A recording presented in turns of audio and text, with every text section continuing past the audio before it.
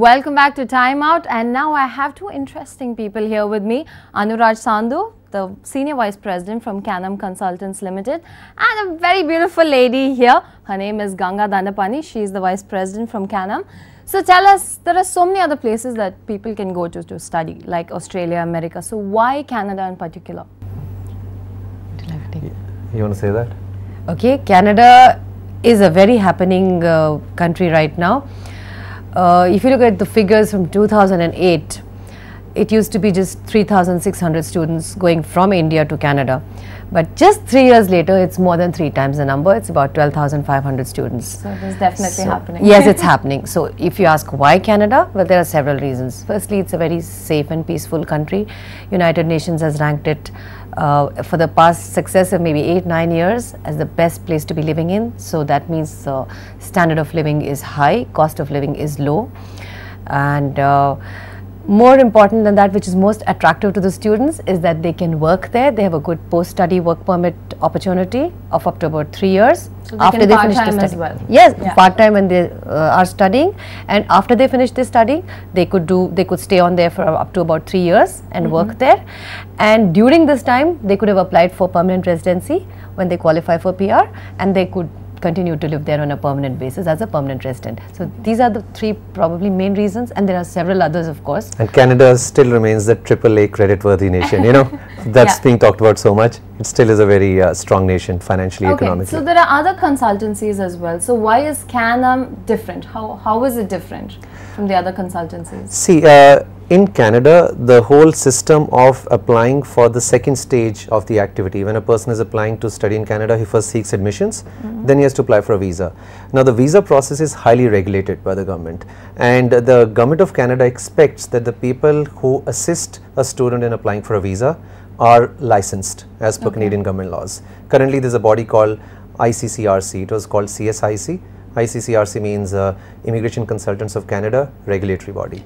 So that controls that, and that gives an authorization to some people to assist a student and represent them with the High Commission.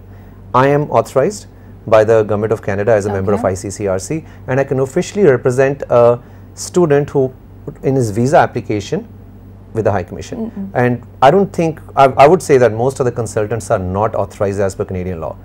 In Canada, to be unauthorized is a crime. You could go behind bars. Yes. So I would say, be the person. I mean, I would say, say if a student wants to do something legally correct, then I think they should choose an ICCRC member.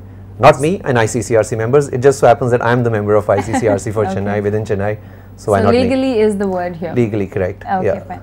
And tell us something more about Canam, because I know everyone wants to hear something else about Canam.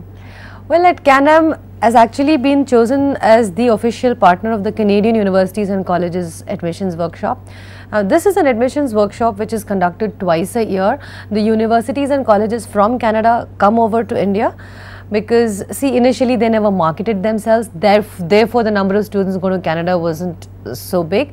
But now, since India is the flavor of the season across the globe, everybody wants to come to India, and specifically Indian students are very good with their English and mathematics skills.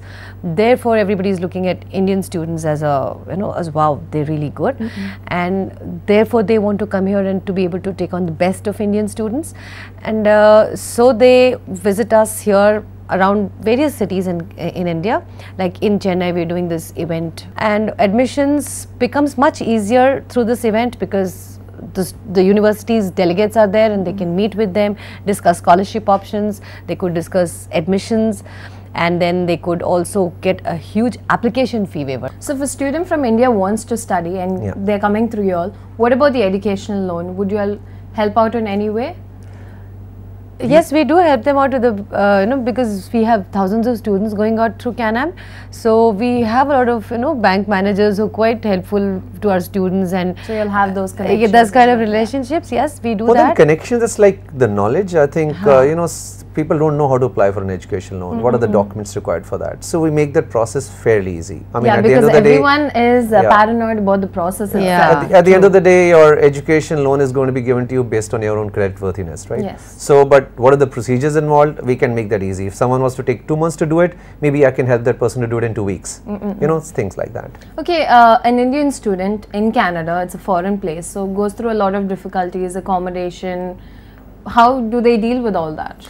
I don't know, somehow, you know, on a lighter vein, an Indian student will never feel as if he's in foreign land in Canada. Canada is so multicultural. There's so many Indians there. Yeah. We have so many Indians who are represented in their parliament today. You know, the being a part of the political system means you're accepted well by the local society, that you could win elections.